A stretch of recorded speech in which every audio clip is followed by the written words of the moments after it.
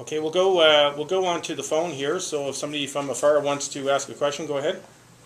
Okay, Chief Superintendent, it's Bob Weber here from the Canadian Press. Perhaps for the benefit of us who don't live in your community, could you just review for us exactly what's happened in Cape Dorset? How many of your members are on stress leave there?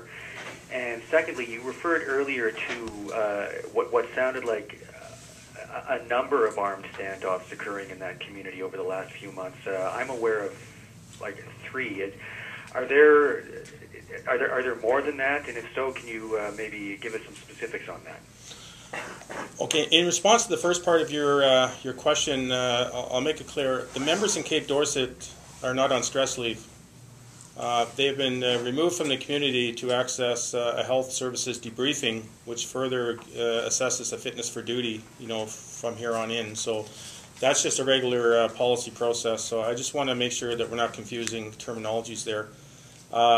In saying that, we've taken all 4 members out. We have returned 5 members back into the community from here in Nunavut. And one of those members has previous posting history in Cape Dorset for some form of continuity.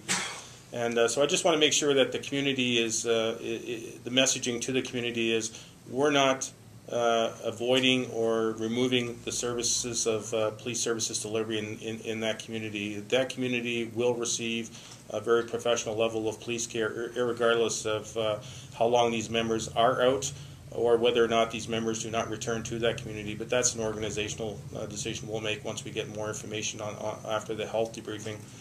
As it relates to the sequence of incidents there, we do know that there was a couple of standoffs in June or July. One of them was very tense, involved the discharge of several rounds at people that were nearby, kids that were playing nearby.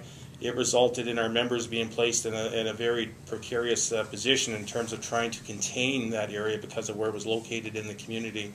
And fortunately, through the work of our emergency response team and especially our crisis negotiator, we were able to bring that to a peaceful resolution.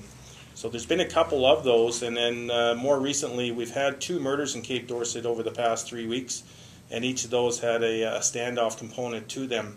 And again, they were resolved through the use of emergency response team and crisis negotiation. So we've been very fortunate in that regard for the amount of rounds that have been discharged from the threat, that not more collateral damage was done than what has been done up until this weekend, where of course an individual inside the house where the suspect was, unfortunately, was fatally injured.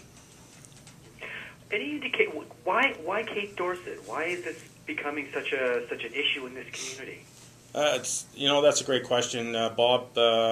I personally have been stationed in that community for 2 years, so I'm well aware of the dynamics in the community.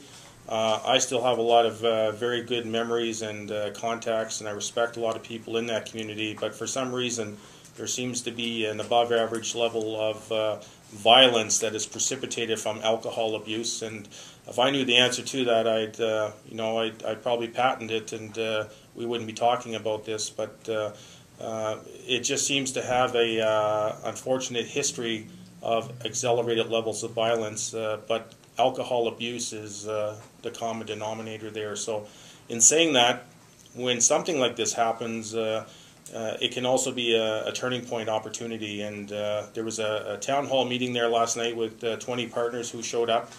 And I know that the mayor there and other government officials are taking this very serious.